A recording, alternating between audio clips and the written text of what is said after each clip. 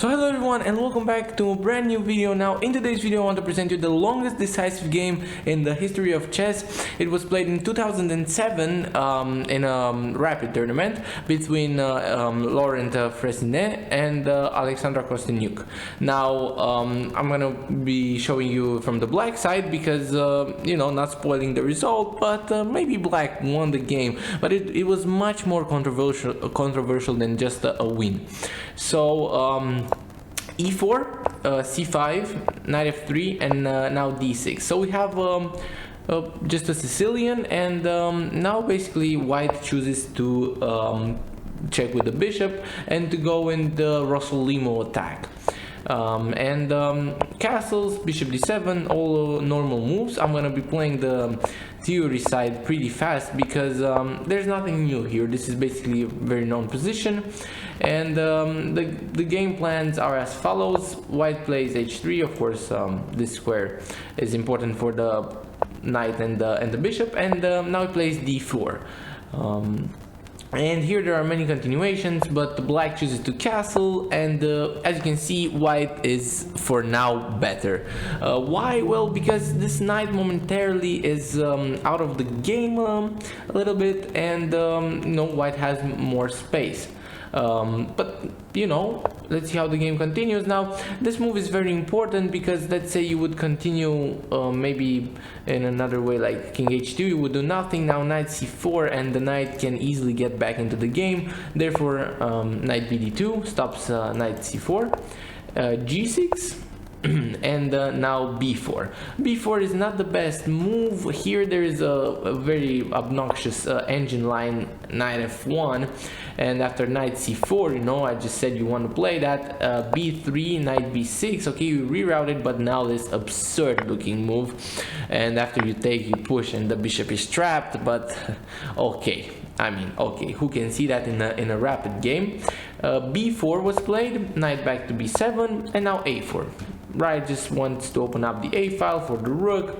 The knight is not feeling very well, but it's also not too bad. Queen c7, and now knight f1. But now the situation is different because here the engine really wants a5 and to close things off. But again, this is not something you would play as a human, because why would you close off that side of the board? Why, when you want to open it up?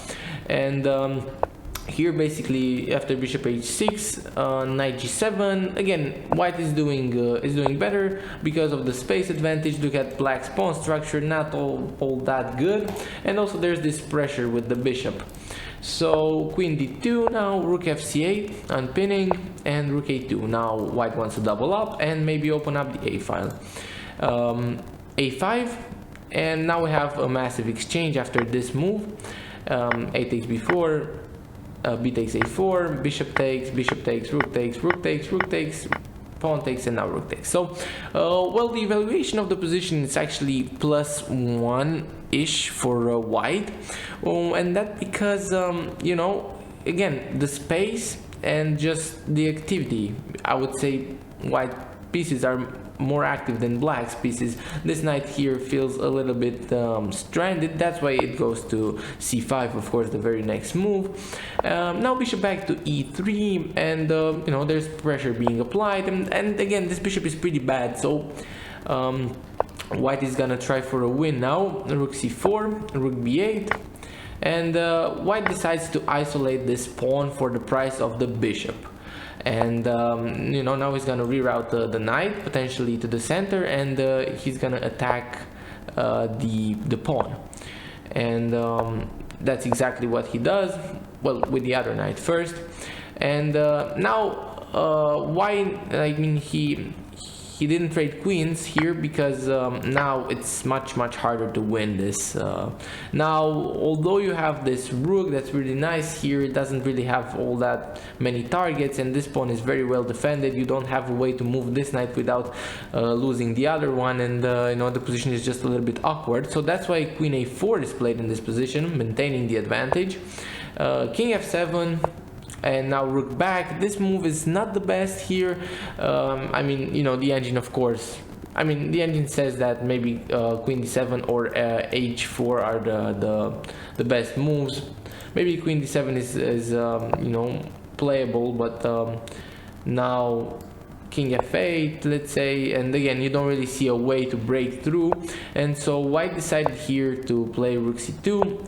And again, here the best move according to the engine is rook b4, so now you trade the rooks. But okay, it's kind of scary for a human here, because you know the rook infiltrates a little bit, and although the engine doesn't agree with me here after c4, I would say that, you know, you don't want to allow that activity as black. But okay, that's why humans are not engines, and here black plays queen b4, and basically says that he wants a queen trade like this, and this would in fact still be a draw, but here there's the move queen d7 that, you know, keeps the pressure going, keeps the advantage. Knight d6, the best move in the position, again just being solid, and now this check doesn't really do anything. You just go king f8 and you don't really have problems, you don't have any loose pieces. So knight e3, just like I said, you want to reroute the knight to the center, and now even king h2, not allowing any checks in the future. And after the queen is attacked, the queen moves out of the way to g4. Now it would have been better to keep the queen here on e6, you know, just kind of restricting the king and keeping the pressure on the bishop. But okay, queen g4 was played. Now queen d4, which is another mistake here.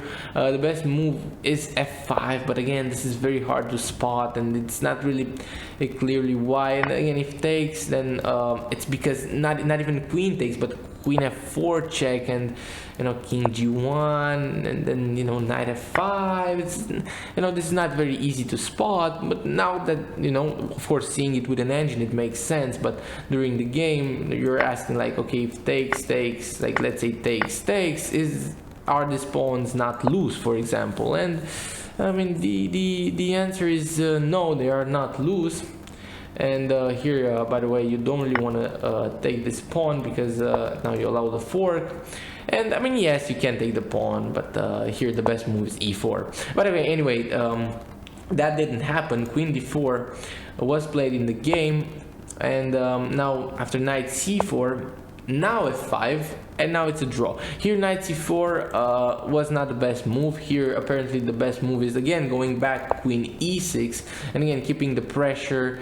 And even though, I mean, again, this is very hard to spot, because even though you sacrifice this pawn momentarily, you get rook b2 with this threat. And here, you know, after f5, for example, you can even play the move d6 before bringing the rook, because after rook d6 you get rook b8 check, and after rook d8 you get knight to d5. And now you of course cannot take the rook. This is made in 3, easy. You know, basically you're forcing your opponent into this endgame, which, you know, is supposed to be better for white. Not clearly winning, but it's of course supposed to be better. But after this knight c4 move, now f5 again draws the game, and just knight takes c4, queen takes, and even though the pawns are doubled now, there's no more pressure. There's no more pressure, and I mean, you know, just attack the queen, the rook.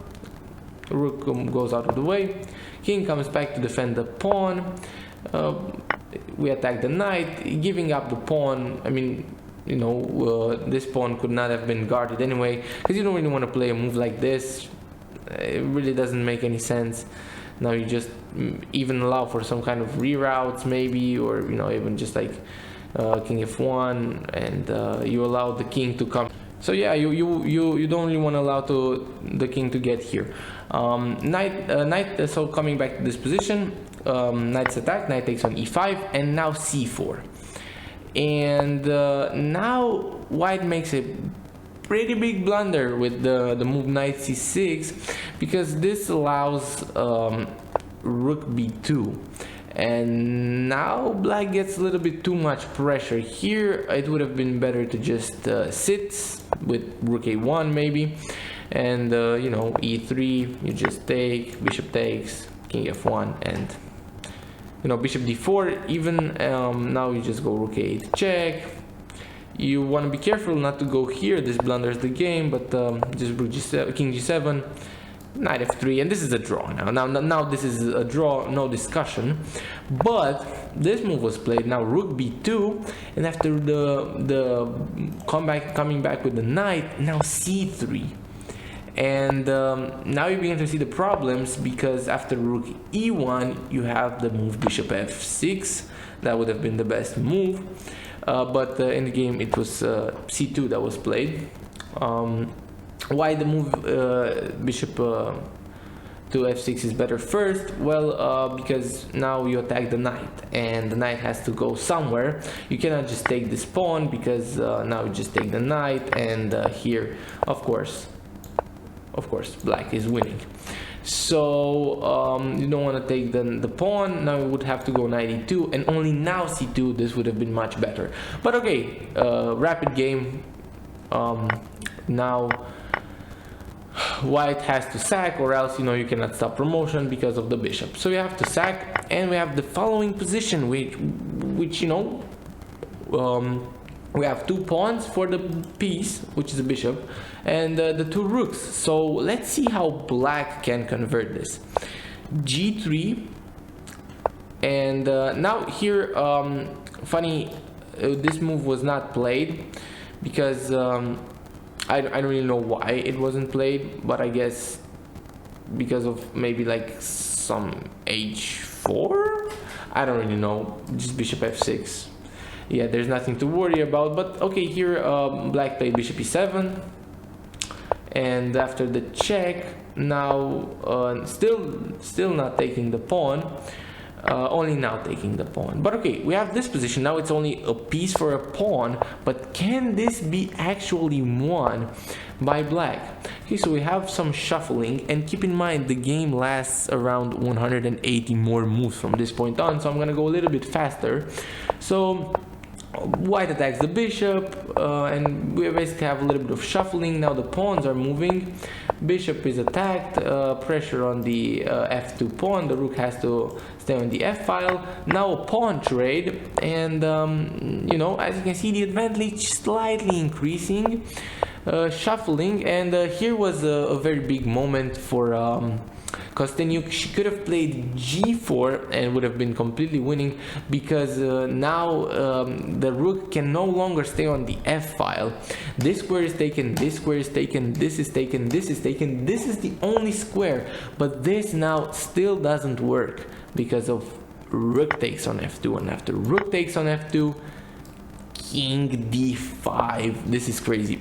After king g2, bishop takes on f2, king f2, now king not e4, not e4, but king d4 is winning, because you keep the opposition, and king e2, you just keep the opposition. Now king d3, king g1, now king e3, again the opposition, king g2, and you know, this is just a textbook win here. Yeah, I mean, and this opposition doesn't matter because the pawn's already on the 6th rank. So a huge opportunity here for Kostyuk here after this move, king g1, to win the game, but she didn't see it. Of course, it's a rapid game, and they're probably low on time. I mean, they played already 70 moves. She just goes back, and we have a little bit of shuffling. Now it's a draw with the best move, king h3, rook a4, now stopping the king goes back, and now again g4, just crushing, because now, although you can, I mean, you can keep the rook on the f file, there's no more problems about that, but now again it's the same thing, right? Let's say king h1, you just, I mean, king g1, it's the same thing, right? You go rook takes or bishop takes, doesn't really matter, because you're right there with the king again. So here g4 would have been again crushing, and but Kostenjuk went for this move again, and now again, like this g4 move is constantly possible, but she doesn't see it. And now again this thing is very much possible, just because now g4, and it's the same position, but she doesn't see it. She goes back, and now rook takes on g5, and now it's a draw, because even if black would win this pawn, it's rook against rook and bishop that's most likely drawn. And now of course you don't want to trade rooks. This is a dead draw. This is due to insufficient material, of course. And here, just attacking, defending, again, a lot of shuffling going on. Players careful not to blunder, probably low on time, but just making moves, and just shuffling, check, defend the bishop. And Kostenjuk had this idea of like running the king around to attack the pawn with the king. Now white's got to be a little bit careful not to get mated, or allow black to take any pawns. And in fact, she gets that pawn, because now here Freycinet thought that, well, okay, there's no point in because maybe here check. The pawn would have been lost anyway. So king e4, and Freycinet claims that this is a draw, and this is a draw. Keep in mind the game lasts like 100 more moves. So again, I'm gonna keep on clicking the forward arrow, and we're gonna see if Kostenjuk can win this. Now let me tell you about the drama of this match, and why, because here the 50 move rule would be in play. If Freycinet wanted, he could have said, okay, 50 moves have passed, and give me the draw. But he didn't do that, because in the game against Korchnoi, in the semifinals, Korchnoi said that there were 50 moves in the position. There was also a draw, and Freycinet claimed that he couldn't have known that only if he would have been counting moves, and he didn't agree with that. I don't know why, because it's in the rule book, but for some reason he didn't agree with that. And here he decided not to claim a draw, although this was a draw, and this is like way beyond 50 moves. And he decided not to claim a draw, because he knew this would be theoretically a draw, and maybe he was waiting for Kostenjuk to offer him a draw. Here, by the way, look at this nice tactic here. Bishop c2, bishop c7 check. You cannot take, because then it would get checked, and you would have to leave the defense of the rook. By the way, I'm doing this on leeches. My leeches, that's how long the game is. My leeches is broken. Like I cannot move the piece. I cannot do anything. So now I'm just gonna have to again click the forward arrow, and and by the way, my stockfish is broken. Like at the end of the game, white is lost in like 2 moves, and he just doesn't see that. Like my stockfish doesn't see that, because frankly I don't think that leeches supports this long of a game. But okay, I'm gonna show you at the end what happens. So we're nearing the end, and still this is pretty much still a draw, but so that was the drama. But Kostenjuk still tries. That was the drama, because even though like this is a draw, Kostenjuk still tries to get that. So basically what she wants to achieve in this position is basically a position like this. And now it's very dangerous for white, because look, the bishop controls these squares, and the king controls these squares. So now the rook has to stay on either one of these sides if the rook wants to, you know, defend the white king from checkmate. But now simply like remaneuvering the bishop a little bit, maybe for time. Now rook a7, king b8, rook a2, rook c1. This was you know, like pretty much a forced move, because basically what the threat is in this position is, I mean, I cannot move the rook, but basically what the threat is in this position, like let's say you would just go back, you would go like not there, but rook d3. What black would play would be check, forcing the king back, and then it would be mate. So here he had to play rook c1. Now you cannot check, but simply rook h2, and white resigns. Why? Well, because frankly you cannot defend mate. You gotta sack the rook, and then you're gonna be winning in a few. You know, if you go here, that's mate. If you go here, that's mate. You cannot do anything. Of course, this doesn't work. Just check and then mate. Because again, the bishop and the king control these squares, and that was the game pretty much. I know, pretty long explanation and all that, but yeah, this was the longest ever decisive game. Hopefully you enjoyed it, and I'll see you in the next one. Kowalski out.